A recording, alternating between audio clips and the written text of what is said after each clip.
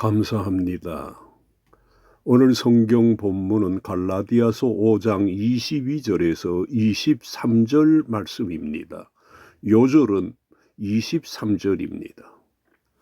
오직 성령의 열매는 사랑과 희락과 화평과 오래 참음과 자비와 양성과 충성과 온유와 절제니 이 같은 것을 금지할 법이 없느니라.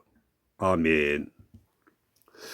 오늘 본문 23절에 성령의 열매에 대해서 절제라고 했는데 바로 이 절제가 성령의 9번째 열매입니다.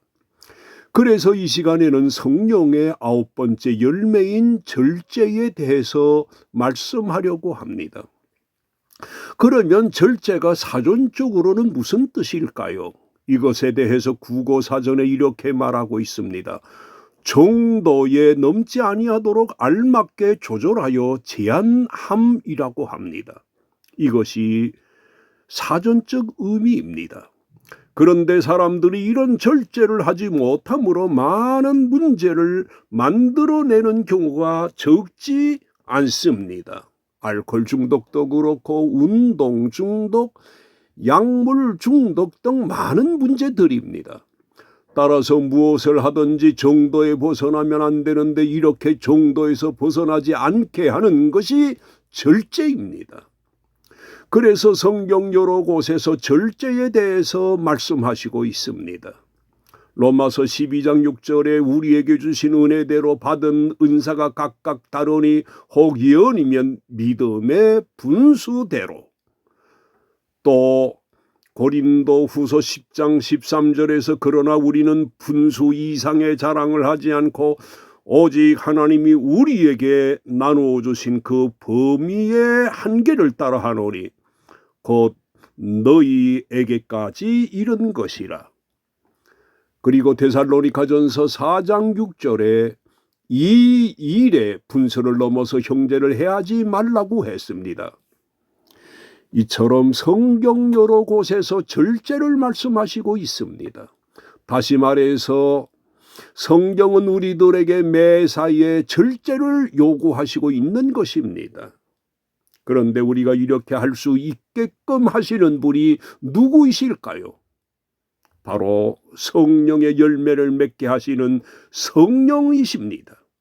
그러므로 우리가 늘 성령의 도우심을 입음으로 절제의 사람이 되어야 할 것입니다.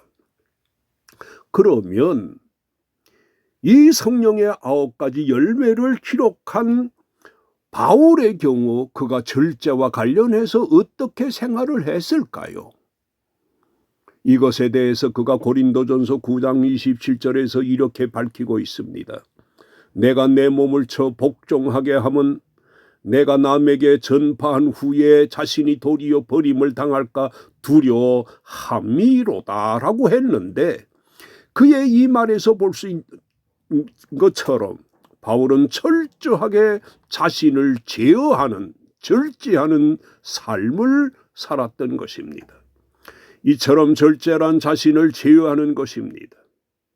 그런데 사람이 아무리 바울처럼 사도이고 예수님의 제자의 직을 가졌다 해도 절제하지 않으면 실수를 하게 되고 그가 하는 사역에도 큰 타격을 입게 되는 것입니다. 그러므로 절제는 하는 바 일을 성공하게 하는 역할을 합니다. 그리고 이 절제의 열매가 하는 역할로 볼 때 약단계에 들어가는 약 중에 빠지지 않는 한약재와 같던데 그 한약재가 무엇일까요? 약방에 감초라는 말이 있듯이 감초입니다. 그런데 이 감초가 어떤 역할을 할까요? 어떤 글에서 보니까 약탕기 속에 넣는 여러 가지 약재 속에는 약간의 독성이 있는데 이 약초가 독성을 제거하는 역할을 한다는 것입니다. 절제가 바로 이런 역할을 합니다. 성령의 열매 가운데 사랑의 열매의 경우 사랑이 대단한 것입니다. 그래서 고린도전서 13장 13절에서 그런즉 믿음, 소망, 사랑, 이 세 가지는 항상 있을 것인데 그 중에 제일은 사랑이라고 했습니다. 이렇게 최고인 사랑에도 절제와 하모니가 되어야 합니다. 희락의 열매도 마찬가지이고 화평도 마찬가지입니다. 따라서 이 절제는 매사에 꼭 필요한 것입니다. 음식을 먹는 식사에도 절제가 있어야 하고, 운동이 좋은 것이기는 해도 운동에도 절제가 있어야 합니다. 만사에 절제가 필요한 것입니다. 왜냐하면 음식이 우리들에게 아무리 필요한 것이라고 할지라도 절제하지 않고 과식하면 그 음식이 몸에 독이 되는 것입니다. 운동도 마찬가지입니다. 그러므로 우리가 절제와 같이 살아야 합니다. 따라서 절제와 같이 산다는 것은 성령님과 함께 사는 것입니다. 이렇게 성령님과 늘 함께 살면서 절제의 사람이 되시기를 바랍니다. 그러면 바울이 어떤 방법으로 절제하는 생활을 했을까요? 이것에 대해서 고린도전서 10장 33절에서 바울이 이렇게 말하고 있습니다. 나와 같이 모든 일에 모든 사람을 기쁘게 하여 자신의 유익을 구하지 아니하고 많은 사람의 유익을 구하여 그들로 구원을 받게 하라고 했습니다. 바울은 이렇게 사람들을 구원받게 하고 그들의 기쁨을 위해서 자기를 절제했던 것입니다.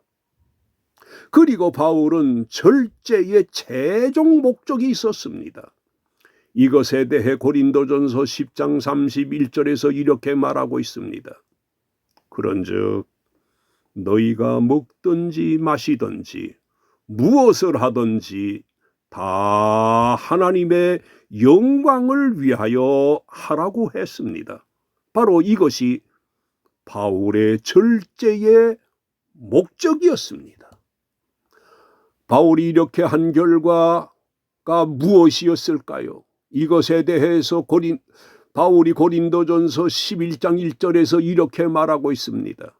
내가 그리스도를 본받는 자가 된 것 같이 너희는 나를 본받는 자가 되라고 했는데, 바울의 이 말에서 볼 수 있는 것처럼 그가 절제로 모든 믿는 자들의 롤 모델이 되었던 것입니다. 이 얼마나 복된 고백입니까?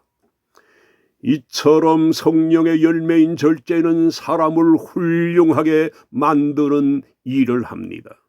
그러므로 우리들도 절제로 갈라디아서 5장 22절 23절에서 말씀하시고 있는 사랑과 희락과 화평과 오래 참음과 자비와 양성과 충성과 온유의 이 열매들을 더 아름답게 하시는 사람이 되시기 바랍니다.